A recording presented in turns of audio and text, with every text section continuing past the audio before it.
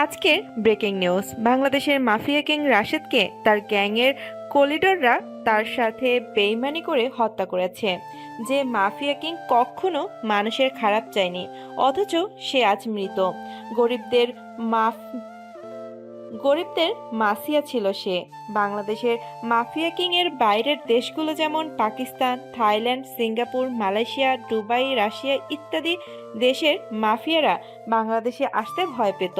গোপনীয় তথ্যের থেকে একটি খবর পাওয়া গেছে যে দা মাফিয়া কিংকে হত্যা করার পেছনে বাইরের দেশের কোনো এক মাফিয়ার হাত রয়েছে।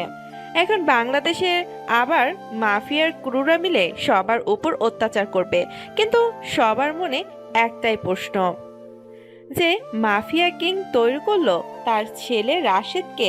সবাই চেনে সে কতটা শক্তিশালী, আর সে আন্ডারওয়ার্ল্ডে রাজত্ব করে। তাকে কিভাবে মারলো? এই খবর পুরো দেশে ছড়াচ্ছে। রাশেদ মাফিয়া কিং ছিল, কিন্তু সে কখনো গরিব বা নিরাপদ গরিব বা নিরপরাধ মানুষদের উপর অত্যাচার করেনি। কিন্তু তার সহজ সরলতার সুযোগ নিয়ে তার পিঠ পিছে ষড়যন্ত্র হয়, যা সে টের পায়নি। আর আজ তার লাশ পড়ে আছে। আজকে থেকে এই দেশ আমার, আমি রাজত্ব করব এই দেশে। কিন্তু রুদ্র যে আমাদের সাহায্য করেছে তার কি হবে? আর তার সাথে আরও বাইরের দেশের মাফিয়ারা তো আছেই। চিন্তা নেই, আমি সবার সাথে ডিল করে নেব। রুদ্রকে ঢাকা শহরে দিয়ে দিব। সবাই আজ থেকে আমার আন্ডারে কাজ করবে। এমন সময় নিশি দৌড়ে আসলো। বস বস, মহা বিপদ হয়ে গেছে, আমরা তো এবার শেষ। কি হয়েছে? এভাবে হাঁপাচ্ছিস কেন? বস, আমাদের অনেক বড় ভুল হয়ে গেছে। দ্য মাফিয়া কিং রাশেদ নয়, বাদশা, সেলিম খানের ছোট ছেলে, আর সেই আসল মাফিয়া কিং। নিশির কথা শুনে সবাই অবাক হয়েছে, সাথে সবাই ভয় পেতেও শুরু করেছে। আসলে সবাই এখন একটা মিটিং করছে। সেখানে সব শহরের বড় বড় ডন, মাফিয়া, গ্যাংস্টাররা রয়েছে। তুই কি বলছিস? তোর ধারণা আছে? আমি ঠিক বলছি ম্যাম। এই নিন সেলিম খানের বানানো উইল, যেটা কেউ চেঞ্জ করতে পারবে না। রোকেয়া উইল হাতে রোকেয়া উইল হাতে নিয়ে পড়া শুরু করলো। আমি সেলিম খান, আমি বাংলাদেশের মাফিয়া লর্ড। আমি এখন আর এই দায়িত্ব নিতে পারছি না। আমার দুই সন্তান আছে, বড় হলো রাশেদ আর ছোট হলো বাদশা। আমি বাদশাকেই পরবর্তী মাফিয়া কিং বানাতে চাই। আর রাশেদ বড় হলেও তেমন পরদর্শী নয়, আর বাদশা যেমন তার শক্তি তেমন তার চিন্তা ভাবনা। এখন থেকে রাশেদ সামনে থেকে গ্যাং চালাবে আর বাদশা পিছন থেকে পুরো গ্যাং কন্ট্রোল করবে। আমার এই ইউলকে চেঞ্জ করতে পারবে না। রিপিট, আমার এই ইউলকেও চেঞ্জ করতে পারবে না। যদি আমার দুই সন্তান মারা যায়, তাহলে মাফিয়া কি একজন উপযুক্ত লিডার হতে পারবে। বাদশা দেশের বাইরে থেকে বিদেশের মাফিয়াদেরকে কন্ট্রোল করবে। বাচ্চার চেহারা তিন চারজন বাদে বাচ্চার চেহারা তিন চারজন বাদ দিয়ে কেউ দেখবে না। বাংলাদেশে এখন একজনই মাফিয়া কিং, আর সে হলো বাদশা দা মাফিয়া কিং। তার মানে রাশেদ মাফিয়া কিং নয়, তার ছোট ভাই মাফিয়া কিং। রাশেদ যে ডেঞ্জারাস ছিল, তাহলে ভাবা যায় না বাচ্চা কতটা ডেঞ্জারাস। সমস্যা নেই, ওকেই খতম করে দেব। বস, আমি এইমাত্র কানাডার ড্রোনের মাধ্যমে জানতে পেরেছি দ্য মাফিয়া কিং কানাডায়, কিন্তু তার ভাইয়ের মৃত্যুর কারণে সে বাংলাদেশে আসবে। আর সে এটাও বলেছে মাফিয়া কিং যেখানে যায় না কেন সেখানে ঝড় উঠিয়ে যায়। তার মতো হিংস্র আর কোনো মানুষ নেই। ওহ, আইসি। পুরো দেশে খবর ছড়িয়ে দেও সত্যিটা। তোমার মাথা ঠিক আছে তো? সাধারণ জনগণ শুনলে তারা আর ভয় পাবে না। জনগণের কথা বাদ দাও, তুমি নিশ্চয়ই ভুলোনি যে বাদশা একজন মোস্ট ওয়ান্টেড ক্রিমিনাল। শুধু বাংলাদেশের পুলিশ নয়, বরং বিশ্বের প্রায় 50টি দেশের পুলিশ ওকে খুঁজতেছে। বাদশা এই দেশে আসলেই হয়তো পুলিশ ওকে মারবে, না হলে আমি মারবো। কিন্তু কেউ তো ওকে আজ পর্যন্ত দেখেনি, তাহলে ওকে চিনবে কিভাবে? চিন্তা করো না, আমি যতটুকু জানি আসল মাফিয়া কিং এই দেশে আসার সাথে সাথেই কিছু একটা করবে। আর সে তো আসছে ঝড় ওঠাতে। দেখি কি ঝড় ওঠাই। আমার কাছে পুরো টিম আছে। স্যার, আমাদের ইনফরমেশনের মতো কালকের মধ্যেই স্যার আমাদের ইনফরমেশনের মতে কালকের মধ্যেই মাফিয়া কিং এখানে চলে আসবে। আর তাকে এই দেশে মাত্র 3 জন লোক চিনে, কিন্তু তারা কারা তা আমরা জানি না। এমনকি আমাদের দলেরও হতে পারে। সমস্যা নেই, সবাইকে আস্তে আস্তে শেষ করবো। হা হা হা হা হা। সারা দেশে খবর ছড়িয়ে গেছে বাদশাই আসল মাফিয়া কিং, আর সে দ্রুতই বাংলাদেশে আসবে। সবাই আজ পর্যন্ত মাফিয়া কিং এর হিংস্রতা সম্পর্কে যতটুকু জেনেছে, তার ভাইয়ের মৃত্যুতে আরো হিংস্র হবে এটাই স্বাভাবিক। এয়ারপোর্ট রেলওয়ে হাইওয়ে সদরঘাট, যেখান থেকে বাদশা এই দেশে আসার সম্ভাবনা রয়েছে, সব জায়গায় সিআইডি পুলিশ পাহারা দিচ্ছে, সাথে মাফিয়ার লোকেরাও আছে। কারণ বাদশা এই দেশে আসলে এই দেশ রক্তের বন্যা বয়ে দেবে। কিন্তু হাস্যকর ব্যাপার হলো, বাদশাকে আজ পর্যন্ত কেউ দেখেই নেই, 3 থেকে 4 জন ছাড়া। কিন্তু তারা কারা কেউই জানে না। অন্যদিকে কানাডায় জিসান, আমার নকল পাসপোর্ট রেডি হয়েছে। জি বস। ওকে। আমি তোকে কতবার বলেছি তুই আমাকে নাম ধরে ডাকবি, আমি তোকে নিজের বন্ধু ভাবি। বাচ্চা, কিন্তু তুই যে দেশে যাচ্ছিস, তোর জন্য তো বিপদ রাস্তার মোড়ে মোড়ে দাঁড়িয়ে আছে। কোনো বিপদকে ভয় পাই না, বাচ্চা নিজেই বিপদের জন্য বিপদ। আমি একা যাব না, তুইও যাবি আমার সাথে। মনে নেই আব্বু মারা যাওয়ার আগে বলে গিয়েছিল তোকে আমার সাথে সবসময় থাকতে। তার কথা কি আমি অমান্য করতে পারি? তুই, রাশেদ ভাই আর আঙ্কেলই তো আমার পরিবারকে বাঁচিয়েছে। তোরা না থাকলে আজ আমি বেঁচে থাকতাম না। তোরা সবার জন্য এত কিছু করলি, তার পরিণামে কি পেলি? ধোঁকা। কি পেলি? ধোঁকা। আমি বুঝলাম না মানুষ এত নিচে কিভাবে নামতে পারে। তুই চিন্তা করিস না, একবার দেশে যাই, সবাইকে দেখে নিব। দেশবাসী এতদিন শুধু বাদশাহ দ্য মাফিয়া কিংয়ের আর হিংস্রতা সম্পর্কে শুনেছে, কিন্তু এখন সবাই এর হিংস্রতাও দেখবে। আমি আসছি, তোরা তৈরি থাক। মাফিয়ার ক্রুরা, তোদের আজরাইল আসছি। যে ভাইকে আমি আমার প্রাণের চেয়েও বেশি ভালোবাসতাম, তার লাশ পর্যন্ত দেখতে পাইনি। আমি আসছি তোদের মৃত্যুর পরোয়ানা নিয়ে। হা হা হা। সরি। এদিকে তো দেশের অবস্থা খারাপ। যখন থেকে শুনেছে রাশেদ মাফিয়া কিং না, বরং বাদশা দা মাফিয়া কিং, তখন থেকেই দেশের সবাই আতঙ্কে আছে। কারণ বাদশা যে দেশে যায়, সেই দেশে কম পক্ষে হলেও 500 এর মতো লাশ পড়বে। সেটা মিনিস্টার থেকে সাধারণ মানুষ, যে কেউ হতে পারে। এই দিকে দেশের সব এন্ট্রি পয়েন্টে পুলিশ থেকে সেনাবাহিনী পাহারা দিচ্ছে। সবাই জানে বাদশা যদি একবার সিদ্ধান্ত নেয় যে দেশে আসবে, তাহলে তাকে কেউ আটকাতে পারবে না। বাংলাদেশের শাহজালাল ইন্টারন্যাশনাল এয়ারপোর্টে কানাডা থেকে ফ্লাইট ল্যান্ড করেছে। সিকিউরিটি অনেক কড়া। সবার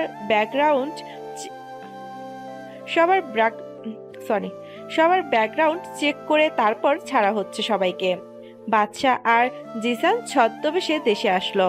জিসান একটি ভালো ব্যাকগ্রাউন্ড আছে কানাডায়। বাদশা ফেক আইডেন্টিটি নিয়ে দেশে আসলো। সবার চেকিং এর পরে যখন বাদশায়ের ব্যাকগ্রাউন্ড চেক করা হচ্ছে। আপনার নাম? বাহ, জি বা জি, ভালো নাম রাকিব। আপনি এই দেশে কেন এসেছেন? আমার বড় ভাইয়ের কবর জিয়ারত করতে এসেছি। ঠিক আছে, যান এখন। বাদশা আর জিসান এয়ারপোস্ট থেকে বের হলো। রাকিব, এটা তো তোর মায়ের দেওয়া নাম ছিল। আম্মুকে খুব মিস করি। এখন খেলা শুরু হবে। বাদশা তার ফোন দিয়ে একটা মেসেজ করলো, আর সাথে সাথে এয়ারপোর্টের 10টি পুলিশের গাড়ি ব্লাস্ট হলো। সবাই এদিক ওদিক দৌড়াচ্ছে। সবাই বুঝে গেছে বাদশা এই দেশে এসে গেছে। সবাই এত চেষ্টার পরেও বাদশাকে এই দেশে আসার থেকে আটকাতে পারলো না। বাদশা এর মুখে আবার বৈশাখিক হাসি ফুটে উঠল। বাদশার সামনে 2টি গাড়ি থামলো। গাড়ি থেকে দুজন লোক নামলো, যাদের দেখে বাদশার মুখে হাসি ফুটে উঠল। লোক দুটি বাদশা আর জিসানকে জড়িয়ে ধরলো। তারপর বাদশা আর জিসান দুটি গাড়িতে উঠল। গাড়ি নিজ গতিতে ছুটছে। হঠাৎ গাড়ি দুটি থেমে গেল ঢাকার বাইরে, জঙ্গলের মাঝখানে একটি বিশাল একটি সেফ হাউসের সামনে। গাড়ি থেকে বাদশা আর জিসান সাথে সেই দুইজন লোকও নামলো। চারজন সেফ হাউসের ভিতরে চলে গেল। সেফ হাউসটা জঙ্গলের ভিতরে, তাই মাফিয়ার ক্রুরা সেই সেফ হাউসের ব্যাপারে জানে না। কি খবর তোদের? ভাই আপনি তো জানেন এই জায়গার কি অবস্থা, আমরা ভালো থাকি কিভাবে? রাশেদের ভাই মারা যাওয়ার পর আমাদের অবস্থা এখনো খারাপ হয়ে যায়।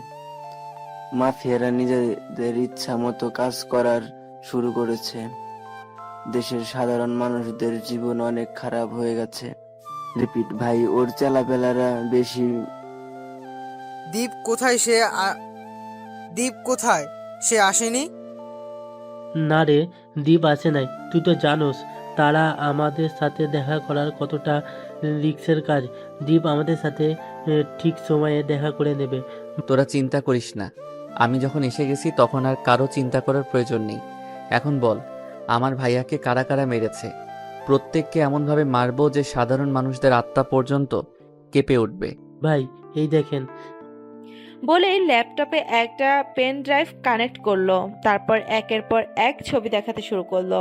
ভাই এ হলো ডেভিড, রাশেদ ভাইকে মারার ষড়যন্ত্রকারী, লিডার আর বর্তমান মাফিয়া কিং সেই হতে চাই। আর এ হলো রোকায়া, ডেভিডের গার্লফ্রেন্ড। এ হলো নিশি, ডেভিডের বিয়ে। তাছাড়া রুদ্র আছে, যে ডেভিডকে অনেক সাহায্য করেছে। ডেভিড রুদ্রকে পুরো ঢাকা শহরের কন্ট্রোল ওকে দিয়ে রেখেছে। আর তাছাড়া লিটনও আছে ওদের বিশেষ খবরই হিসাবে। আর ভাই বাইরের দেশের আর ভাই বাইরের দেশে দুবাই ল্যান্ডলর্ড আসলাম খান, চায়নার ডং কিং চং, রাশিয়ার মাফিয়া কিং ডেভিল আর পাকিস্তানের ডন ফিরোজ খান রয়েছে, যারা ডেভিডকে সাহায্য করছে। ভাই এখন ডেভিডের সাথে অনেকেই রয়েছে যার ফলে আমরা এখন তোকে ধরতে পারবো না। আর যখন থেকে ডেভিড শুনছে যে আপনি দেশে এসেছেন,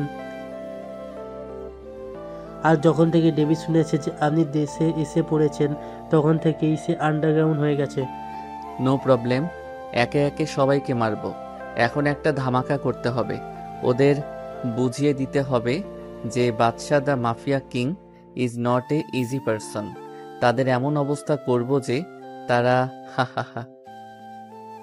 তোকে আমার কেমন কেমন যেন লাগছে।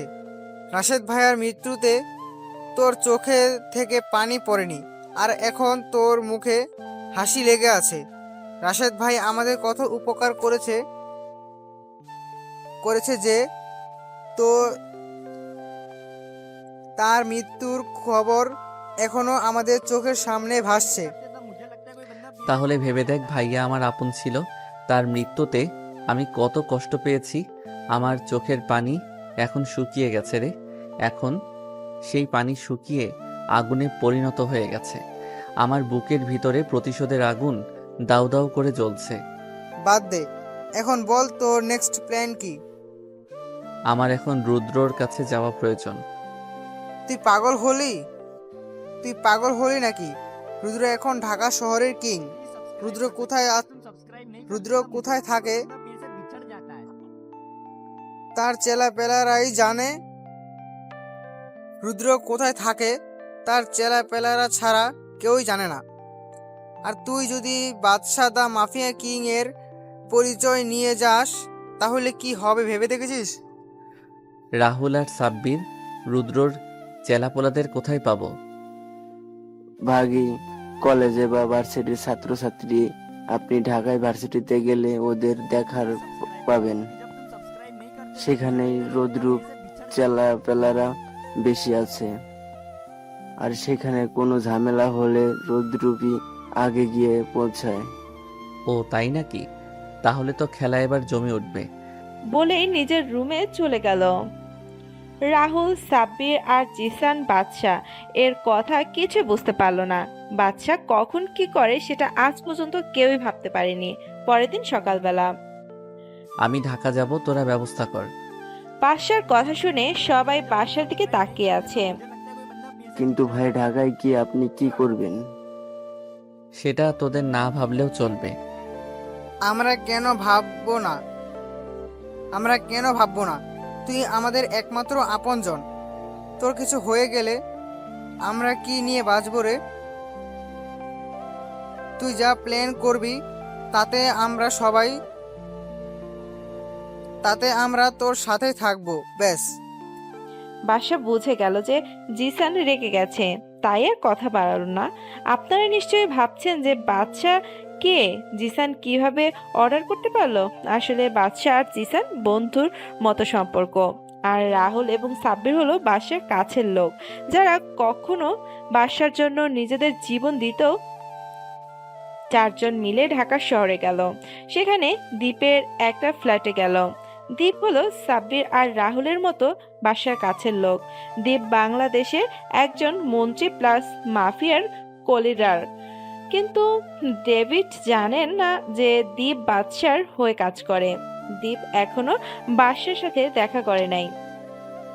ঢাকা শহরের রুদ্রর চেলাপোলাদের আড্ডাখানা অর্থাৎ ঢাকা ভার্সিটি, সেখানে গিয়ে বাদশার অনার্স থার্ড ইয়ারে ভর্তি হলো। শুধু বাদশা নয়, সাথে জিসানও ভর্তি হয়েছে, কিন্তু অন্য বিভাগে।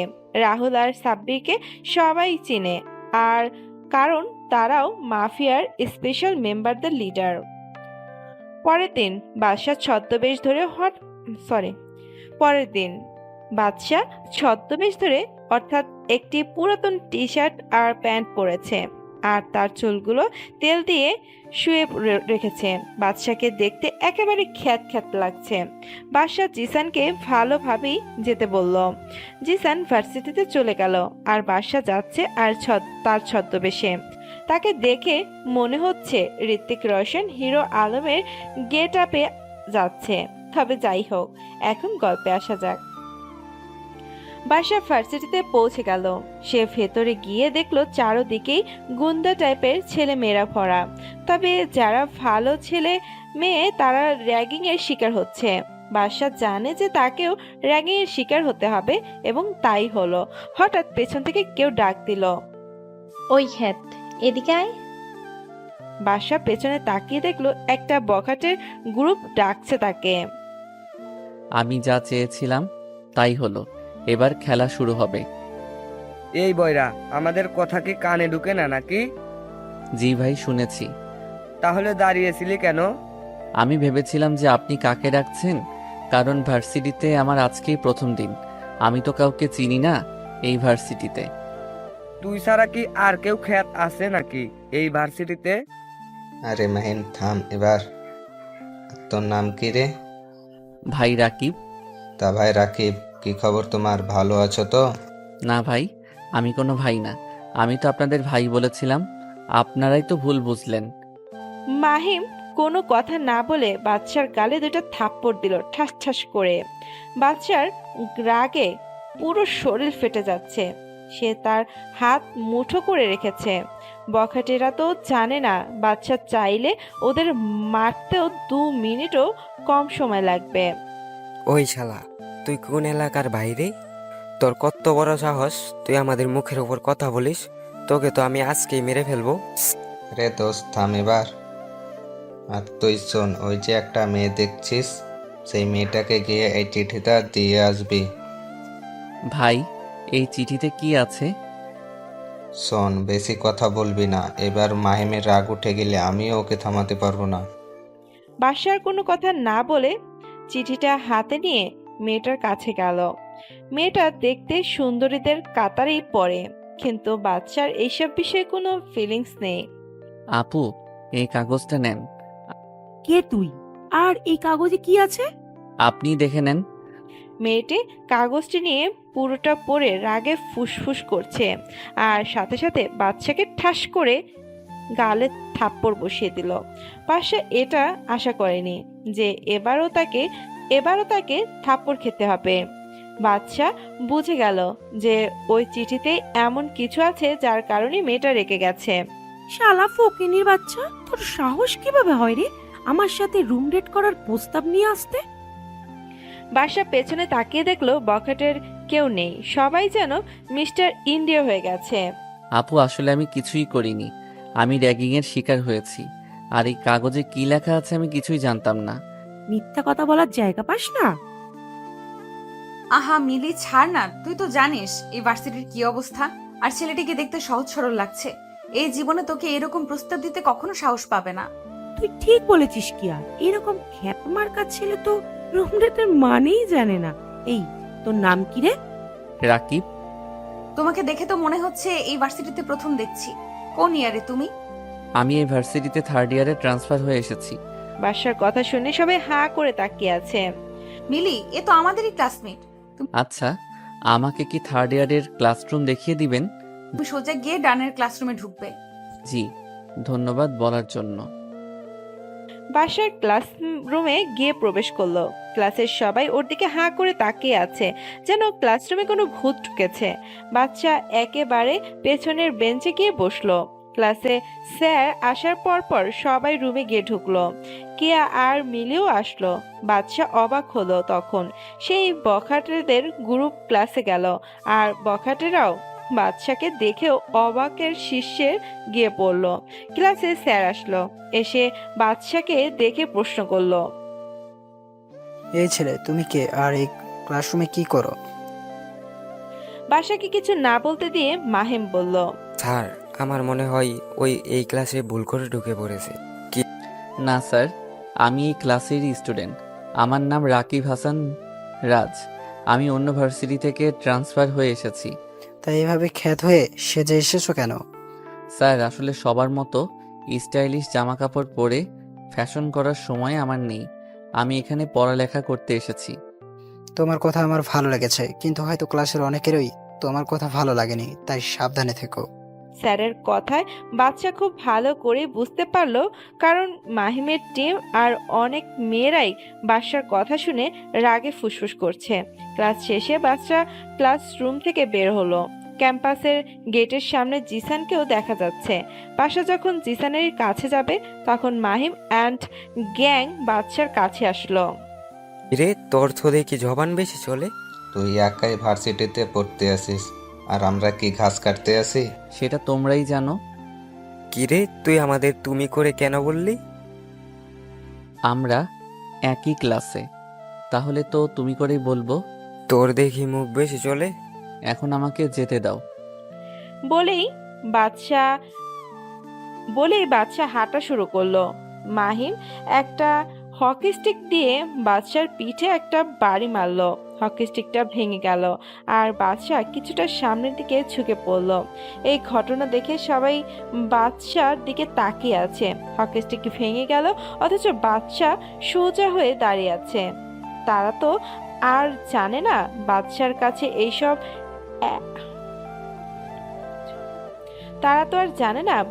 কাছে এইসব হ্যাটা কিছু না। বাচ্চা মুচকি হেসে চলে গেল। ক্যাম্পাসের গেট থেকে দূরে গিয়ে একটা গাড়িতে উঠে পড়ল, যে গাড়িতে জিসান আগে থেকে ছিল। আরে তুই ওদের কিছু বললি না কেন? এখন তো খেলা মাত্র শুরু হলো, তুই শুধু দেখ আগে আগে হোতা হ্যাঁ ক্যা। শোন, আজকে একটা খবর পেলাম যে ওই মাহিমই হলো রুদ্রের রাইট হ্যান্ড। তুই তো কাজের কথা বললি, এবার খেলা জমে যাবে। হা হা হা।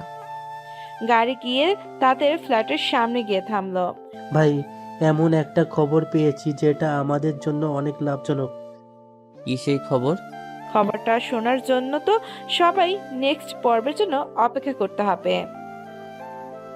ভাই, খারাপটা হলো আপনি যে ভার্সিটিতে অ্যাডমিশন নিয়েছেন সেই কলেজের মাফিয়া নামের একজন মাফিয়ার থ্রু আছে, যে রোদ্রুপের বিশেষ লোক, আর তাকে কোনো মতে রাগিয়ে তুললে পারে রোদ্রুপ তার গর্ভ থেকে বের হবে। তার মানে বোয়াল মাছ ধরতে হলে আগে তার জন্য ট্র্যাপ বানাতে হবে। রুদ্র নামের বোয়াল মাছকে ধরতে পারলেই ডেভিড নামের হাঙরকে ধরতে পারবো। ভাই শুধু ডেভিডকে ধরলেই হবে না, দেশের বাইরে থেকে যারা ডেভিডকে সাহায্য করেছে তাদেরকেও ধরতে হবে। সাব্বির একেবারে ঠিক কথা বলেছে। ওদেরকে এমনভাবে মারবো যে আর কোনো মাফিয়া বা ডন এই বাদশাদা মাফিয়া কিংয়ের সাথে পাঙ্গা নিতে আসবে না। তাহলে এখন কি প্ল্যান আছে? সাব্বির আর রাহুল ভালো করে শোন। দীপ এখনো জানে না যে আমরা কোন ভার্সিটিতে অ্যাডমিশন নিয়েছি, আর ভার্সিটিতে পরশুদিন একটা বড় অনুষ্ঠান হবে। সেই দিনই রুদ্রকে ধরতে হবে। দীপ অনুষ্ঠানের স্পেশাল গেস্ট হিসেবে আসবে। কিন্তু রোদ্রুপ কোনো ভার্সিটিতে আসবে? কেন আসবে? হা হা হা। বাদশা একটা পৈশাসিক হাসি দিয়ে ফ্ল্যাট থেকে বেরিয়ে গেল।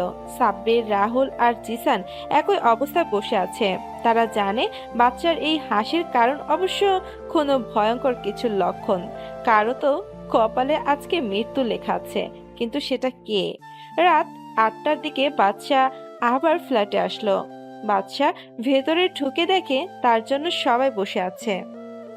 কিরে, তোরা এখনো বসে আছিস? তুই জানোস আমরা কেন এখানে বসে আছি? তুই যে হুট করে বেরিয়ে গেলি কাউকে কিছু না বলে, আমাদের কি টেনশন হয় না?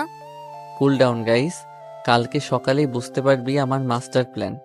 বাদশাদা মাফিয়া কিংয়ের মাস্টার প্ল্যান বোঝার মতো ক্ষমতা তোদের এখনো হয়নি।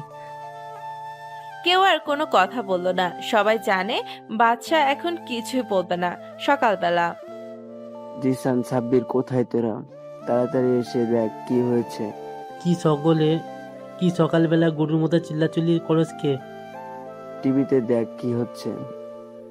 আজকের ব্রেকিং নিউজ, ঢাকার আন্ডারওয়ার্ল্ড কিং রুদের ডান হাত মাহিম খুন হয়েছে। তার ডান হাত কেটে বাম হাত রাখা হয়েছে, চোখ দুইটা উপড়ে ফেলা হয়েছে। তার এমন নির্মম হত্যাকে কে করতে পারে? এখন সেটাই হয়তো আপনাদের প্রশ্ন। মাহিমের খুনি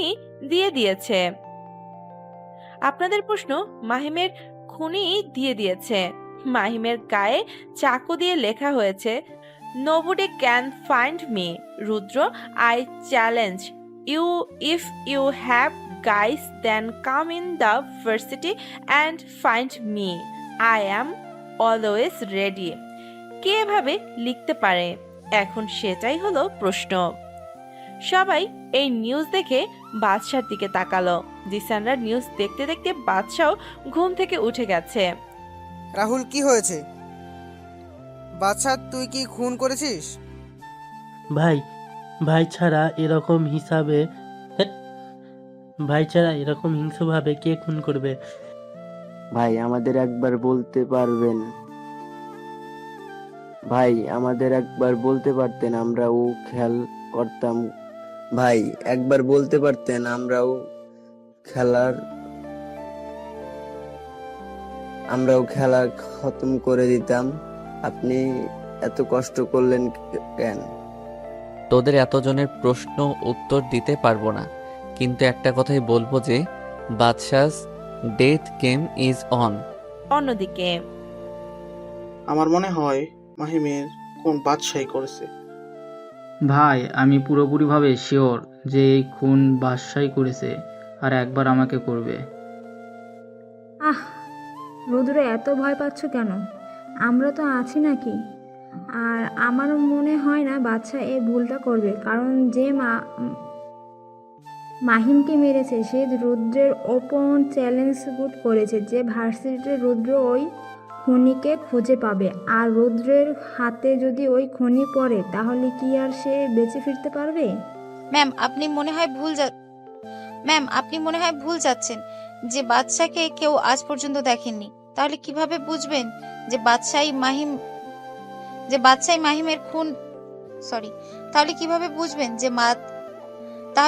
বুঝবেন যে বাদশাই মাহিমের খুনি নাকি? কেউ দেখেনি বললে ভুল হবে। আমাদের সবারই জানা মতে মাত্র 3 জন বাংলাদেশি মাফিয়ার কোলিডাররাই ওকে দেখেছে। আর কানাডা ডনের মতো আর কানাডার ডনের কথা মতো বাদশাহর সাথে আরও একজন সঙ্গী আছে যে বাদশাহর ছায়ের সাথে মিশে থাকে, যার নাম জিসান। আগামীকাল তো ওই ভার্সিটিতে একটা অনুষ্ঠান হবে, সেখানে দীপ বিশেষ অতিথি হিসেবে থাকবে। দীপের যদি কোনো ক্ষতি করে দেয় সে, ওকেও তো আমাদের বাঁচাতে হবে। যতক্ষণ পর্যন্ত না জানতে পারছি যে খারা বাদশাকে সাহায্য করছে আমরা কারো উপর বিশ্বাস করতে পারছি না। তাহলে কি আমি কালকে যাব? তুই যাবি? আমার প্ল্যান মতো চললে তোর কোনো ক্ষতি হবে না। ওকে বস। এইদিকে জিসান, চল ভার্সিটিতে যাই। আজকে যাবি নাকি? কেন, না যাওয়ার কি আছে? না, এমনি চল। জিসান ভার্সিটিতে চলে গেল আর বাদশা আবারও গেল ঋত্বিক স্টাইলের হিরো আলম ভার্সনে। আজকে ভার্সিটিতে সবাই অনেক আনন্দিত, কারণ আজকে তাদের র্যাগিং করার মানুষ নেই। আবার যারা র্যাগিং এর সাথে যুক্ত ছিল তারা আজকে ভয়ের মধ্যে রয়েছে। বাদশা গিয়ে ক্যাম্পাসের ক্যান্টিনে গেল, কারণ ক্লাস শুরু হতে এখনো অনেক দেরি। আর আজকে ক্লাস শুরু হবে নাকি তারও শিওর নেই। এমন সময় ভার্সিটির ক্যান্টিনে ওয়েটার সজীব আসলো। কিছু লাগবে নাকি মামা? বাদশা সজীবকে মাথা থেকে পা পর্যন্ত চেক করলো। বয়স বেশি না, 15 থেকে 17 হবে। না, কিছু লাগবে না। কিন্তু তোমার বয়স তো বেশি না, তাহলে এখানে কেন? কি বলবো মামা, পরিবারে অনেক চাপ। আমাকে রাকিব ভাই বলতে পারো। আমি সজীব। এখন আপনাকে এত কিছু বলতে গেলে যে অনেক সময় লাগবে, আর আমার ডিউটির সময় কথা বলা বারণ। এখন তো ক্যান্টিনে তেমন লোক নেই, আরো তো সিনিয়র ওয়েটাররা আছে। তোমার এই ক্যান্টিনের যত ক্ষতি হবে তা আমি দেব। এখন বসো এখানে। না ভাই, টাকা লাগবে না। এই পর্যন্ত আমাকে কেউ এভাবে বলেনি। সবাই আমাকে ছোট লাট বলেছে, সবাই আমাকে ছোট লোক বলেছে, কিন্তু আপনি প্রথম যে আমার সাথে ভালো ব্যবহার করলো। গতকাল যে মরল না, মাহিম একেবারে খারাপ লোক। তার মৃত্যুতে কে কি করবে আমি জানি না, কিন্তু আমি মসজিদে 10 টাকা দিব। আচ্ছা দিও। এখন বলো তো, তোমার পরিবারে কে কে আছে? আমার আব্বু অনেক বছর আগেই মারা গেছে। আমার বড় ভাইয়ের বয়স, অসুস্থ মা, এক বেকার বড় ভাই, আর আমি। তোমার বাবা কোথায়? তোমার বড় ভাইয়ের বয়স কতটুকু, আর সে কোনো কাজ করে না কেন? আমার বড় ভাইয়ের বয়স 23 বছর, আর সে পড়ালেখার অনেকটুকু করেছে, কিন্তু কোনো চাকরি পায়নি তেমন। আমার মতো চাকরি করতে বললেই বলে সে এত পড়াশোনা করেও এত ছোট চাকরি করবে না। ও ঠিক আছে, তাহলে তোমার বড় ভাইকে এই অ্যাড্রেসে পাঠিয়ে দিবে, আর তার সকল সার্টিফিকেট নিয়ে যেতে বলবে। সেখানে গেলেই তার চাকরি হয়ে যাবে। এই অ্যাড্রেসে পাঠাবে। আপনাকে কি বলে ধন্যবাদ দিব ভাইয়া? আপনি এত বড় উপকার করলেন আমাদের। ওরা কথা বলছিল, এমন সময় মিলি আর কে আসলো ওদের কাছে। কিরে সজীব, এই খ্যাতের সাথে কি কথা বলছিস? না আপু, এমনি কথা বলছিলাম। তা কি কথা বলছিলে? রাকিব ভাইয়া আমার পরিবারের কথা জিজ্ঞাসা করছিল। ও জানো মিলি আপু আর কেয়া আপু, রাকিব ভাই আমার বড় ভাইয়ের চাকরির ব্যবস্থা করে দিয়েছে। বাদশা সজীবকে চোখের ইশারায় চলে যেতে বলল। কিরে, খ্যাত তোর তো নিজেরই ঠিক নেই, তুই আবার সজীব ভাইয়ের চাকরির ব্যবস্থা কিভাবে করলি রে? আরে বাদ দাও এইসব বিষয়, তা আপনার না জানলেও চলবে। তোর মুখ বেশি চলছে কিন্তু। তা কি কথা বলেছিলে? আরে ছাড় না দোস্ত। তা রাকিব, তুমি কিভাবে সজীবের চাকরির ব্যবস্থা করলে? না মানে, আমার এক আত্মীয় আছে যার একটা ছোট দোকানে লোক লাগবে, তাই সজীবের ভাইকে সেই ব্যাপারেই বলা হয়েছে। আর তেমন কিছু না, আমি এখন গেলাম। এই বলে যখন উঠতে যাবে, কেয়া বাদশার হাত ধরে আবারও চেয়ারে বসিয়ে দিল। আরে কোথায় যাও আমাদের কথা না শুনে? আপনাদের মতো বড় লোকের সাথে আমার মতো গরিবের কি কথা? তুই কি জানিস যে মাহিম খুন হয়েছে? কে মাহিম? গতকাল যার সাথে তোর মারামারি হলো, আর যাকে গতকাল তুই হিংস্রভাবে খুন করেছিস। বাদশা এই কথা শুনে চেয়ার থেকে দাঁড়িয়ে গেল, কারণ গতকালকে বাদশাই যে মাহিমকে মেরেছে তা তো এদের জানার কথা না। কি আবল তাবল বলতেছেন? আমি আবার খুন? হাসালেন। মিলি গতকাল তোমাকে দেখেছে যে তুমি মাহিমকে যখন খুন করে রাস্তায় ফেলে এসেছিলে। অসম্ভব, গতকাল তো আমি হুডি পরেছিলাম। তাহলে এই মেয়ে আমার চেহারা কিভাবে দেখলো? আপনি কি সত্যি আমার চেহারা দেখছেন? ভালো করে ভেবে দেখেন। আসলে গতকাল সেই খুনি হুডি পরা ছিল, তাই চেহারা দেখতে পারিনি, কিন্তু তার চোখ, বডি ল্যাঙ্গুয়েজ একেবারে তোর মতোই দেখতে। তাহলে থাকেন, আমি গেলাম। আরে এত তাড়াতাড়ি কি আছে? আজকে তো ক্লাস হবে না, তাই বসো। আচ্ছা, তোমার কোনো ফ্রেন্ডস নেই ভার্সিটিতে? আমার মতো খ্যাতের আবার friends? Can you be friends? মানে আমার মতো খ্যাতের সাথে হুট করে বন্ধুত্ব কেন করবেন? দেখো, সেই দিনের ব্যাপারের জন্য সরি। আমি জানি সব করেছে মাহিনী, তাই আজকে তোমার সাথে বন্ধুত্ব করতে এসেছি। হুট করে তুই থেকে তুমি, এখানে নিশ্চয়ই কোনো গন্ডগোল রয়েছে। আরে কোনো গন্ডগোল নেই, তোমাকে ভালো মনে হলো তাই ফ্রেন্ডশিপ করতে এসেছি। কেন, আমরা মেয়ে বলে ফ্রেন্ডশিপ হবে না? না, তেমন না। তাহলে আর কোনো কথা না, আজকে থেকে আমরা ফ্রেন্ডস। বাদশার দিকে হাত বাড়ালো। বাদশা কিছু একটা ভেবে হাত মিলিয়ে নিল। সেই সময় জিসান আসলো। রাকিব, তুই কি করছস এই জায়গায়?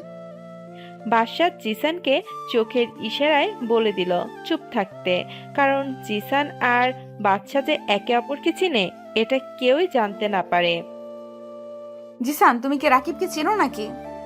না, আসলে কালকে ঝামেলার পর রাকিবের সাথে রাস্তায় দেখা হয়, সেখানেই পরিচয়। ও তাই বলো। তা তোমরা এখানে কি করছো? রাকিবের সাথে ফ্রেন্ডশিপ করতে এসেছিলাম। বাদশার দিকে জিসান আর চোখে তাকালো, কারণ বাদশা কোনো দিনও মেয়েদের সাথে মিশেনি। তাহলে তোমরা থাকো, আজকে আমি আসি, কালকের অনুষ্ঠানে আবার দেখা হবে। এই বলে বাদশা চলে গেল। পরের দিন সকালে আজকে যে করি হোক না কেন রুদ্রকে মারতে হবে। কিন্তু এত মানুষের সামনে কিভাবে মারবে? আবারও ওর সাথে বডিগার্ডও থাকবে। তোর কাছে কি কোনো প্ল্যান আছে বাদশা? বাদশা কোনোদিন প্ল্যান ছাড়া যুদ্ধে নামে না। ভার্সিটিতে আজকে অনুষ্ঠান হবে, সবাই কাজে লেগে পড়েছে।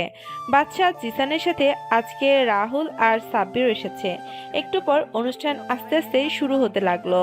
চিফ গেস্ট হিসেবে দীপ এসে গেছে। বাদশাকে আর জিসানকে এখনো দেখতে পায়নি। আস্তে আস্তে অনুষ্ঠান প্রায় শেষের দিকে এসে গেল।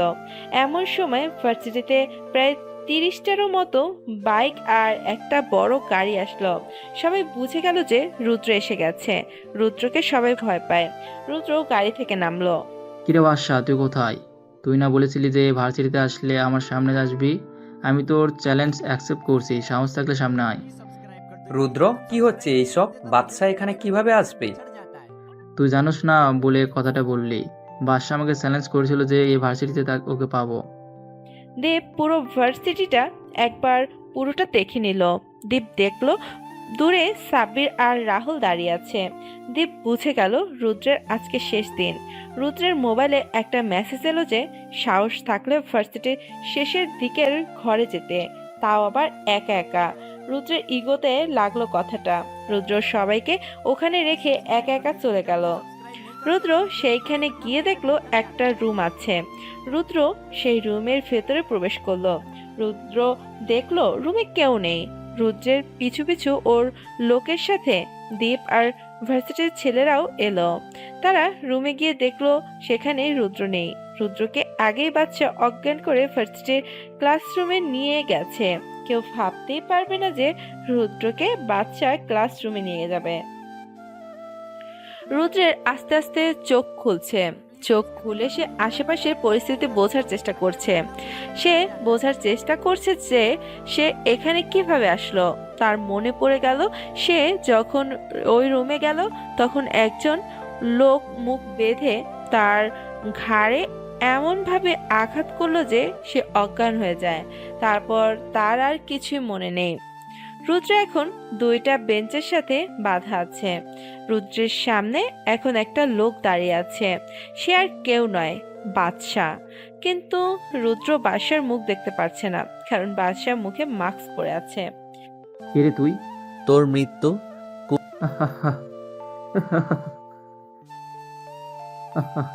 আমার মৃত্যু, তাও আবার তুই? আমি নিজেই মৃত্যুর ফ্যাক্টরি, আর তুই আমাকে মারার ভয় দেখাচ্ছিস? আমাকে খুলে দে, তাহলে তোকে প্রাণে বাঁচার সুযোগ করে দেব। খোল আমাকে।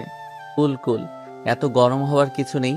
তোর চিৎকার কেউ শুনতে আসবে না, কারণ তোর সামনে এখন বাদশাহ দ্য মাফিয়া কিং দাঁড়িয়ে আছে।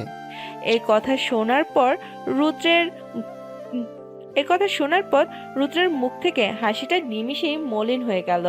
ভাই আমাকে মাফ করে দিন, আমি কিছু জানি না। সব ওই ডেভিড আর বাইরের দেশের মাফিয়া করেছে। ভাই আমি সত্যি কিছু জানি না। এত ভয় পাওয়ার কিছুই নেই। আমি শুধু 2টা প্রশ্ন করব, যদি তুই সত্যি কথা বলিস তাহলে তোর মুক্তি। কি প্রশ্ন ভাই? আমার ভাইকে কিভাবে মেরেছিস? I want answer. ভাই আমি জানি না।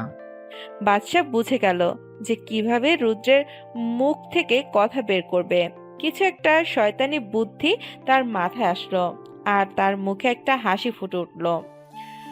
বাদশা একটা পকেট নাইফ বের করে রুদ্রের হাত বরাবর গেঁথে দিল।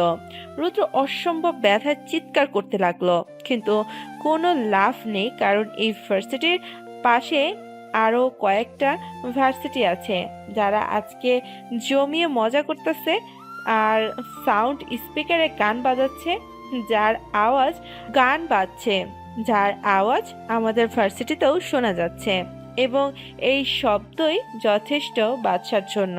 আসলে এই ভার্সিটিতেও অনুষ্ঠান হচ্ছিল, কিন্তু রুদ্র আসার পর সব বন্ধ হয়ে গেল। এখনো সময় আছে, বলে দে, না হলে তুই বাদশার হিংস্রতা এখনো দেখিস নাই। ভাই আমি সত্যি জানি না। বাদশা এবার রুদ্রের মুখে লাল মরিচের গুঁড়া ঢুকিয়ে দিল, পুরো 1 প্যাকেট। তারপর রুদ্রের চোখের সামনে একটা পিন নিয়ে আসলো। ধারালো পিন আর রুদ্রের চোখের মাঝখানে 1 মিলিমিটারের ব্যবধান আছে শুধু। এখনো কি বলবি নাকি সারা জীবনের জন্য অন্ধ করে দিব? না ভাই আমি সব বলবো না ভাই আমি সব বলবো, আমাকে ক্ষমা করে দিন। ঠিক আছে, বল। ভাই সেদিন রাশেদ ভাইয়ের কাছে খবর এসেছিল যে দুবাই লন্ডনে আসলাম খান বাংলাদেশে লুকিয়ে লুকিয়ে এসেছে আর রাশেদ ভাইয়ের ওপর অ্যাটাক করবে। তখন রাশেদ ভাই তার পুরো গ্যাং নিয়ে আসলাম খানের ওপর হামলা করে। আসলাম খান হেরে যাচ্ছিল, ঠিক সেই সময় ডেভিড রাশেদ ভাইয়ের পিছন থেকে চাকু মারে। রাশেদ ভাই বিশ্বাস করতে পারছিলাম না যে ডেভিড রাশেদ ভাইয়ের সাথে ধোঁকা করতে পারবে। রাশেদ ভাই আমাকে চোখের ইশারায় ডেভিডকে মারতে বলে, কিন্তু ডেভিড আমাকে ঢাকা শহর দেওয়ার লোভ দেখিয়েছিল, তাই আমি রাশেদ ভাইকে সাহায্য করিনি। সেই সময় চীনের ডন কিং চং আসল, সাথে রাশিয়ার মাফিয়া কিং ডেভিড আর পাকিস্তানের ডন ফিরোজ খান আসল। ডেভিড তাদেরকে লুকিয়ে বাংলাদেশে আসতে সাহায্য করে। আমার সামনে সবাই রাশেদ ভাইকে খুবই হিংস্রভাবে হত্যা করে। ভাই তারপর ডেভিড বাকি ডনদের সাহায্যে এই দেশকে জানায় পরিণত করে তোলে। ভাই আমি আর কিছু জানি না, আমাকে মাফ করে দিন। ফরেন মাফিয়ারা কি এখনো দেশে আছে? না ভাই তারা নিজ নিজ দেশ থেকেই ডেভিডকে পাওয়া তারা নিজ নিজ দেশ থেকে ডেভিডকে পাওয়া দিচ্ছে। তাহলে তাদের এই দেশে কিভাবে আনবো? ভাই সেটা ডেভিড জানে। তাহলে আমাকে ডেভিডের ঠিকানাটা দে। ভাই সে তো আন্ডারগ্রাউন্ড। ঠিকানা দিবি নাকি এখানেই তোকে মেরে ফেলবো? বলছি ভাই, ডেভিড এখন এই গেস্ট হাউসে রয়েছে। ভাই এখন আমাকে ছেড়ে দিন, আমি এখান থেকে আপনার দলে। আচ্ছা তুই আমাকে বলতো, সেই দিন তুই ইচ্ছা করলে কি ভাইয়াকে বাঁচাতে পারতি? হয়তো পারতাম। তাহলে তুই ভাবলি কিভাবে যে আমি তোকে বাঁচতে দিব? বলেই বাদশা রুদ্রের গলার ব্লেড দিয়ে একটা কাট দিল। রুদ্রের গলা থেকে গড়গড় করে রক্ত বের হওয়া শুরু করলো। তখনই বাদশা একটা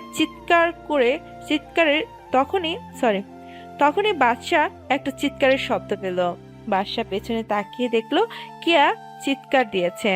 বাদশাকে এভাবে দেখেছে যে কেউ ভয় পেয়ে যাবে।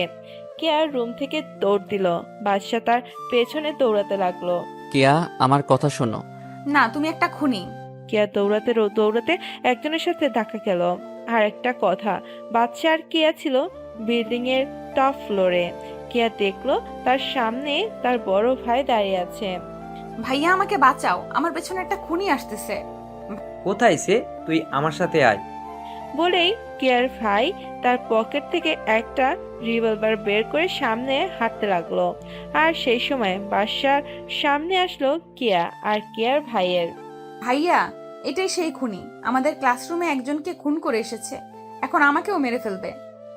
কেয়ার ভাই বাদশার দিকে রিভলভার তাক করলো, কিন্তু যখন বাচ্চার চেহারা দেখলো তখন কেয়ার ভাইয়ের হাত পা কাঁপা শুরু করলো। আর এক সময় রিভলভার পড়ে গেল তার হাত থেকে। কেয়ার ভাই আর কেউ না, দীপ, যে বাচ্চার আসল পরিচয় জানে। দীপ বাদশার পায়ের সামনে শুয়ে পড়ল। ভাই, আমার বোনকে ক্ষমা করে দাও, সে তোমাকে চিনে না তাই এমন করেছে। আমি কেয়াকে মারবো না, আমি তো শুধু তাকে বোঝানোর জন্য তার পিছনে দৌড়াচ্ছিলাম। ভাইয়া, তুমি ওকে ভয় কেন পাচ্ছ? ডাইরেক্ট শুট করে দাও। কেয়ার মাথায় কিছু ঠুকছে না। সেই সময় তাদের কাছে জিসান, সাব্বির আর রাহুল আসলো। বাচ্চা, কাজ কি শেষ হয়ে গেছে? জিসান, তুমিও?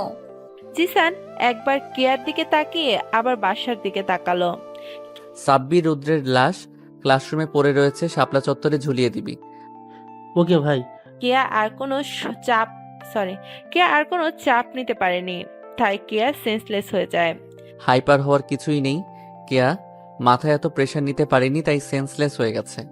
দীপ, তোর বোনকে বাসায় নিয়ে যা আর তোরা আমার সাথে চল, ডেভিডের সাথে দেখা করে আসি। ডেভিড, তুই ওর ঠিকানা কোথায় পেলি? রুদ্রের থেকে সব জেনে নিয়েছি। আর দীপ, আজকে ফ্ল্যাটে দেখা করবি সন্ধ্যার দিকে। ওকে ভাই। এখন চল তোরা। তারপর বাদশাহ, জিসান, সাব্বির আর রাহুল গাড়িতে উঠে রুদ্রের বলা গোডাউনের দিকে রওনা দিল। সেখানে পৌঁছানোর পর কয়েকজন গার্ড দেখতে পেল। বাদশাহ গাড়ি গোডাউন থেকে অনেকটা দূরে পার্কিং করলো। তারপর সবাই আস্তে আস্তে গোডাউনের পেছনের দেয়ালে টপকে ভেতরে গেল। সেখানে অনেক গার্ড ছিল, কিন্তু তাদের সাইলেন্সার বন্দুক দিয়ে মারা বাদশার কাছে কোনো ব্যাপারই না। আস্তে আস্তে সব গার্ডদের মেরে ফেলার পর একটা রুমের সামনে পৌঁছালো। ভিতরে কারো কথা বলার আওয়াজ শোনা যাচ্ছে। আওয়াজ শুনে তো মনে হচ্ছে ডেভিড তার গার্লফ্রেন্ড। ডেভিডের খাস চামটা লিটন আর ডেভিডের বিয়ে নিশি আছে। ও, তাহলে সবাই একসাথে আছে। আজকে সবার খেল খতম। রাহুল আর সাব্বির ভিতরে যা। ভাই, আমরা যাব। চিন্তা করিস না, এই বাচ্চা থাকতে তোদের কেউ টাচ পর্যন্ত করতে পারবে না। তোরা শুধু ডেভিডকে এই কথাটা বলবি। ওকে ভাই। রাহুল আর সাব্বির রুমের ভিতর গিয়ে ডেভিডের সামনে দাঁড়ালো। বাদশা আর জিসান দরজার কাছে লুকিয়ে আছে।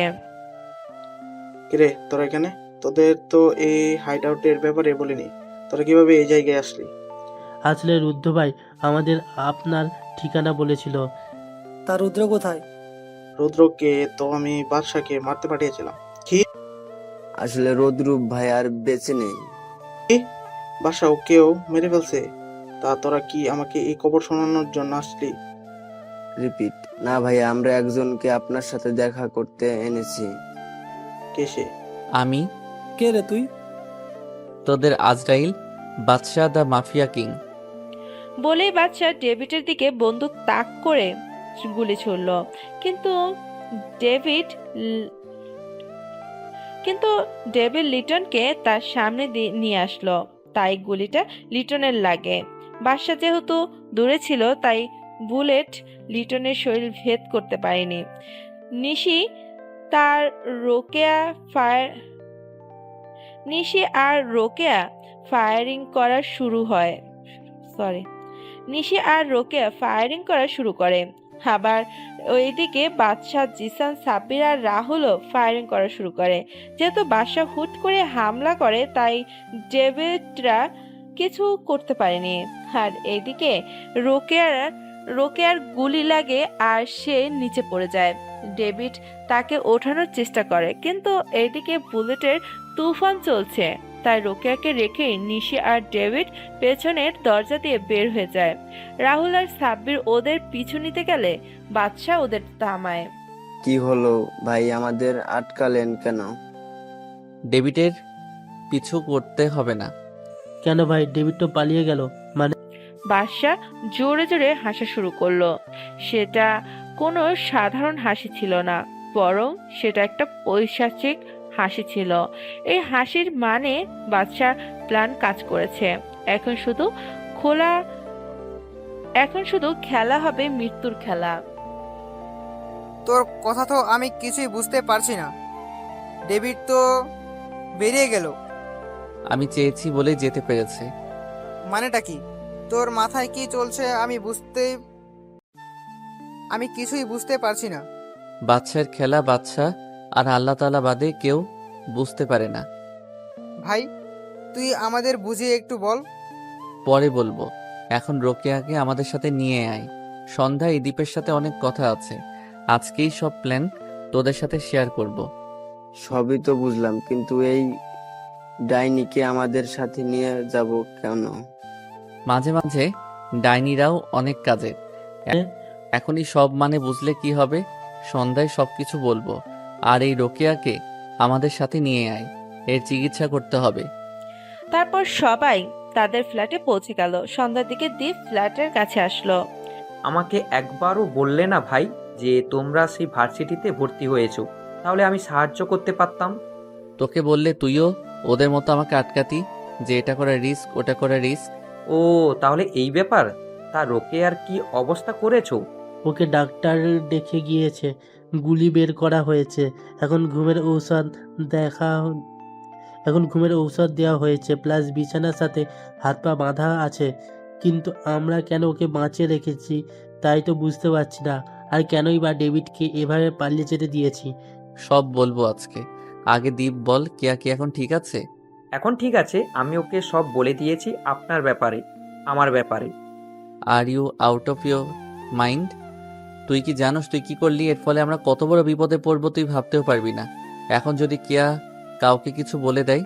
আমি কাউকে কিচ্ছু বলবো না। তুই এখানে? তোমার পিছু নিয়ে এখানে এসেছি। কিন্তু কেন? তুই জানিস না বাদশা ভাই এইসব পছন্দ করে না। এ তোমাদের কাছে বাদশা হতে পারে, কিন্তু আমার কাছে আমার বন্ধু রাকিব। কেয়া, তুমি এখানে কেন এসেছো? চলে যাও এখান থেকে। আমি তো যাওয়ার জন্য এখানে আসিনি, আমি এসেছি তোমাকে সাহায্য করতে। মানেটা কি কেয়া? মানেটা হলো আমি বাদশাকে সাহায্য করতে চাই। তুই কিভাবে সাহায্য করবি?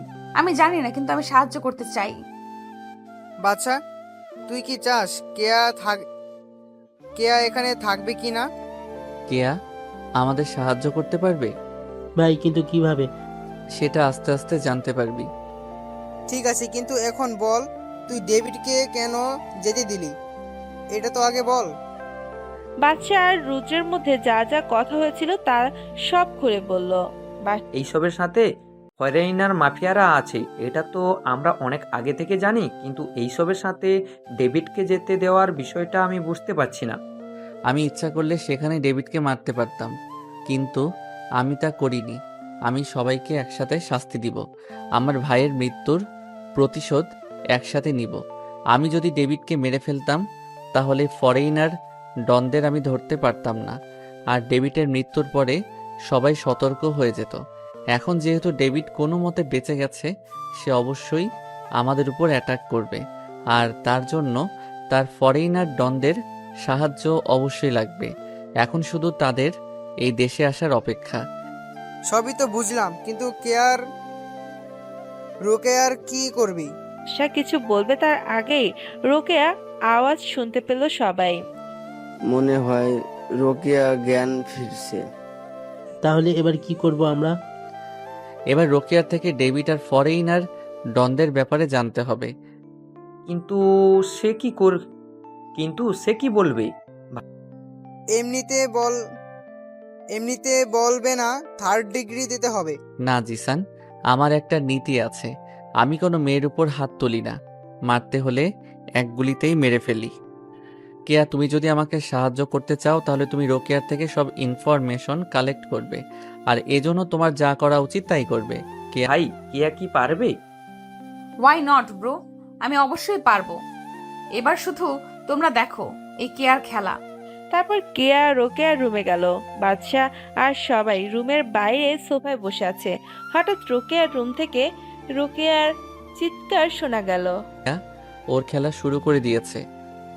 কিন্তু আমি একটা জিনিস বুঝলাম না, যে কেয়া তোকে খুন করতে দেখে যেভাবে ভয় পেয়েছিল, আর ওর চোখে তোর জন্য ঘৃণা দেখেছিলাম, আজ সেই কেয়া তোকে সাহায্য করছে। আমারও এক প্রশ্ন। আসলে ভাই, কেয়া যদি জানতো যে তুমি বাদশাদা মাফিয়া কিং, তাহলে সে কখনোই তোমাকে দেখে ভয় পেত না। কেন, কেয়া কি আমাকে চিনে নাকি? জি ভাই। মানে? ভাই কেয়া আসলে তোমাকে ভালোবাসে। মানেটা কি? আমি সত্যি বলছি ভাই। কেয়া তো আমার নামও কখনো শুনেনি, তাহলে সে কিভাবে আমাকে ভালোবাসবে? ভাই সে আপনার নাম অনেক আগে শুনেছিল। বাদশার নাম তো দেশের কেউই জানতো না, তাহলে কেয়া কোথা থেকে শুনবে? দেশের কেউ জানতো না, কিন্তু আমি তো জানতাম বাদশা দা মাফিয়া কিংয়ের কথা।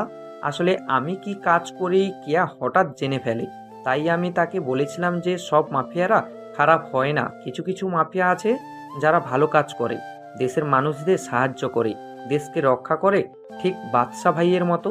তখন থেকেই বাদশা ভাই যখনই দেশের জন্য বা সাধারণ মানুষের জন্য কি করতো, তখন আমি কেয়াকে তা বলতাম। তখন থেকেই কেয়া বাদশা ভাইকে ভালোবাসা শুরু করেছে। কেয়া আমাকে বাদশা ভাইয়ের ছবি দেখাতে বলেছিল কেয়া আমাকে বাদশা ভাইয়ের ছবি দেখাতে বলেছিল, কিন্তু আমি তাকে বাদশা ভাইয়ের ছবি দেখাই না, কারণ বাদশা ভাইয়ের হুকুম ছিল। ভাই আমি সত্যি বলছি, কেয়া তোমাকে অনেক ভালোবাসবে। তা হয় না দীপ। কেন হয় না? বাদশা পেছনে তাকিয়ে দেখে কিয়া বাদশার পেছনে দাঁড়িয়ে আছে। সে বাদশার সামনে এসে আবার একই প্রশ্ন করলো। কারণ আমি চাই না আমার লাইফের সাথে কেউ যুক্ত হোক। আমাদের জীবনের কোনো গ্যারান্টি নেই। আমি আমার বাবা আর বড় ভাইকে হারিয়েছি। আমি আর চাই না কেউ আমাকে ছেড়ে চলে যাক।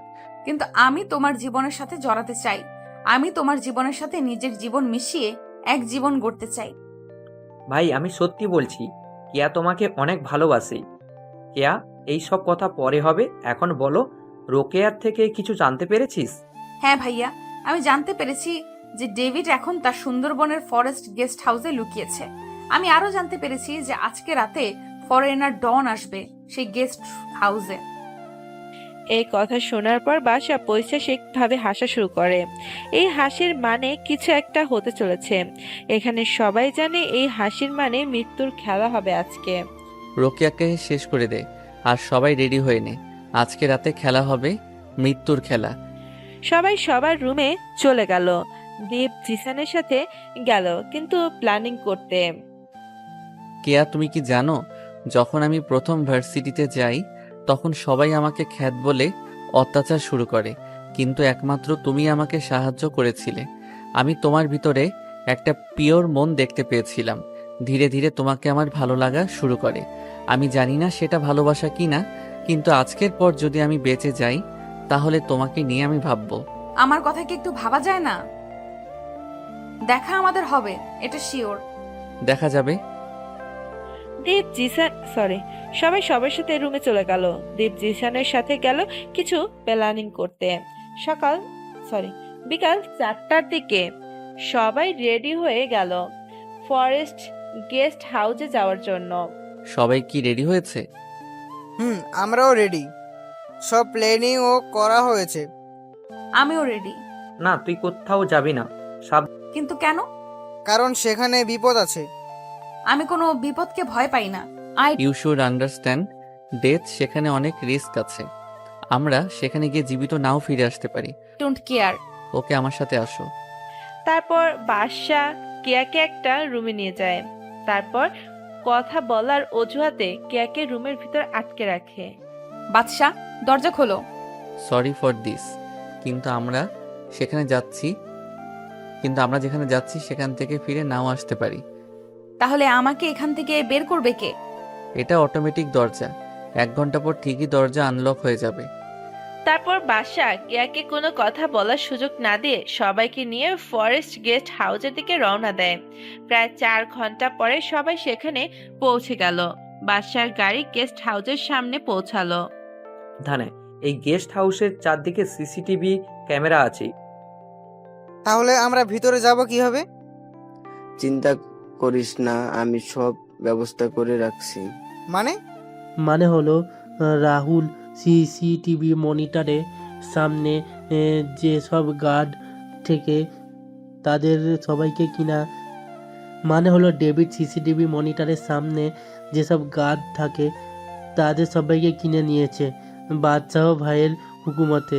তারা এখন মনিটরের রেকর্ডিং ভিডিও দেখছে। এখন তাহলে যাওয়া যাক। সবাই গেস্ট হাউসের সামনে গেল। চারদিকে যেসব গার্ড ছিল তাদের সাইলেন্সার গানের মাধ্যমে মেরে ফেলে। সবাই পেছনের দরজা দিয়ে ভেতরে ঢোকে। সবাই মিটিং রুমের দরজার আড়ালে দাঁড়ালো। এখানে সব হারামিরা একসাথেই আছি। চিন্তা করিস না, আজকে এখানে কেউই বাঁচাতে পারবে না। ফরেনরা ডনদের বডিগার্ডদের খুব বুদ্ধিমানের সাথে সবাই মেরে ফেলল সাইলেন্সার বন্দুকের সাহায্যে।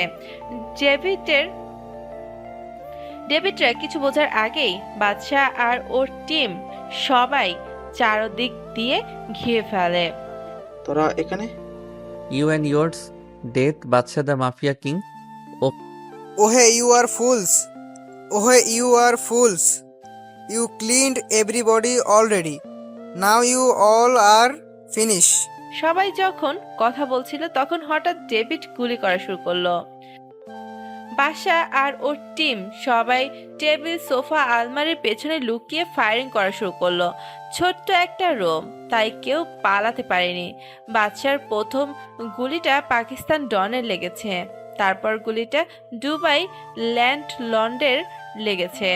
এদিকে সাব্বিরের হাতে গুলি লেগেছে। রাহুল সাব্বিরকে সেভ করে ফায়ারিং চালাচ্ছে। একে একে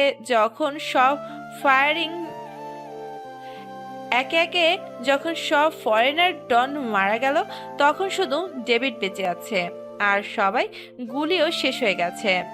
বাদশা, তুই যদি সত্যি মাফিয়া কিং হয়ে থাকিস তাহলে আমার সাথে হ্যান্ড টু হ্যান্ড ফাইট কর। তারপর দুজনে হ্যান্ড টু হ্যান্ড ফাইট শুরু করে। প্রথম বাদশা কভার ফাইট করলেও পরে অ্যাটাক টেকনিকের ইউজ করে। এক সময় ডেভিড বাদশার লাথি খেয়ে ফ্লোরে গিয়ে পড়ল। ডেভিডের সামনে তার বডিগার্ডের বন্দুক পড়ে রয়েছে। সেটা ডেভিড হাতে নিয়ে বাদশার দিকে তাক করে গুলি করলো। কেউ কিছু বোঝার আগেই কেয়া ফ্লোরে লুটিয়ে পড়ল। হ্যাঁ, সবাই ঠিক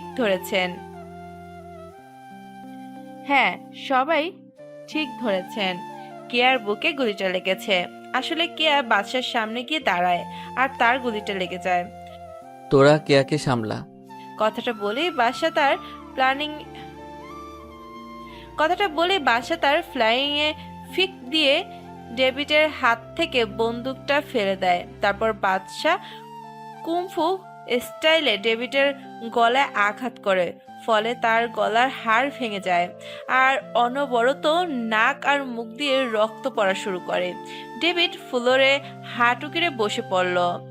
ভাই, আমাকে মাফ করে দাও, আমি আর খারাপ কাজ করব না। আমার ভাইকে কি তোরা কেউ রেহাই দিয়েছিলি? বলেই বাদশা ডেভিডের মাথা বরাবর একটা ঘুষি মারল, আর ডেভিডের মাথা টেবিলের কোণে লেগে কেটে যায়, আর অতিরিক্ত রক্তক্ষরণের জন্য সেখানেই তার মৃত্যু হয়। তারপর সবাই কেয়াকে গাড়ি করে হাসপাতালে নিয়ে যায়। দীপ্ত তার বোনের জন্য কান্না করে শেষ, আর বাদশারও চোখ থেকে দুফোঁটা পানি গড়িয়ে পড়ল। বাদশা তাড়াতাড়ি তার চোখের পানি মুছে ফেলল। হাসপাতালে কেয়া আর সাব্বিরকে ভর্তি করানো হলো। সাব্বিরের হাতে গুলি লেগেছে, তাই চিন্তার কিছু নাই, কিন্তু কেয়ার বুকে গুলিটা লাগার ফলে অনেক সিরিয়াস কিছু হতে পারে। এই কথাটা ডাক্তার তাদের বলল। দীর্ঘ 4 ঘন্টা অপারেশনের পর কেয়ার অপারেশন সাকসেসফুল হয়। কেয়ার জ্ঞান ফেরার পর থেকে সে শুধু বাদশাকেই খুঁজে যাচ্ছে। তাই বাদশা কেয়ার কেবিনে গেল, আর সবাই কেবিন থেকে বের হয়ে গেল। বাদশা কেয়ার সামনে হাঁটু গেড়ে বসলো। আমার জীবন বাঁচালে। কারণ আমি তোমাকে ভালোবাসি। তুমি রুম থেকে বের হলে কিভাবে? 1 ঘন্টা পর বের হলেও এত তাড়াতাড়ি আমাদের কাছে পৌঁছানো অসম্ভব। তুমি হয়তো ভুলে গেছো যে রুমে একটা জানালাও ছিল। সেই জানলার কাজ পুরোটা ভেঙে তারপর বের হয়েছি। সত্যি বুদ্ধি আছে তোমার। বাদশা দা মাফিয়া কিংকে ভালোবেসেছি, অন্তত এইটুকু বুদ্ধি না থাকলে কি আর হয়? আমি বলেছিলাম যে সেখান থেকে যদি জীবিত ফিরে আসি তাহলে তোমার ব্যাপার নিয়ে ভাববো। তা কি ভেবেছো? Will you marry me? সত্যি? এক সপ্তাহ পর বাদশা আর কেয়ার বিয়ে হয়ে গেল। বাদশা এখন বাসর ঘরের সামনে দাঁড়িয়ে আছে। সে রুমের ভেতরে ঢুকে দেখে কেয়া বিছানায় বসে বসে মোবাইল টিপাচ্ছে। মোবাইলে কি করো? আমি যে রুমে এসেছি তা কি চোখে পড়েছে? কেন চোখে পড়বে না? আসলে আমি ফেসবুকে গল্প পড়ছিলাম আমার প্রিয় লেখক রাকিব হাসান রাজের আইডিতে। ও, এইসব ফালতু লেখকের গল্প ছাড়ো তো। আর জামাইকে যে সালাম করতে হয় তা কি তুমি জানো না? খবরদার, আমার প্রিয় লেখকের নামে কিছু বললে আজকে বাসরের কথা ভুলে যাও। এই রে, আমার বাবুটা মনে হয় রেগে গেছে। বাসা গিয়ে তার বাবুর মানে কিয়ার রাগ ভাঙাতে ব্যস্ত। আর এইটুকুতেই গল্পটা শেষ করলাম। এই পর্যন্ত আপনাদের অনেক ভালোবাসা পেয়েছি, তার জন্য অনেক ধন্যবাদ। দেখা হবে নতুন কিছু নিয়ে। আল্লাহ হাফেজ, সবাই সুস্থ থাকুন, এটাই আশা করি।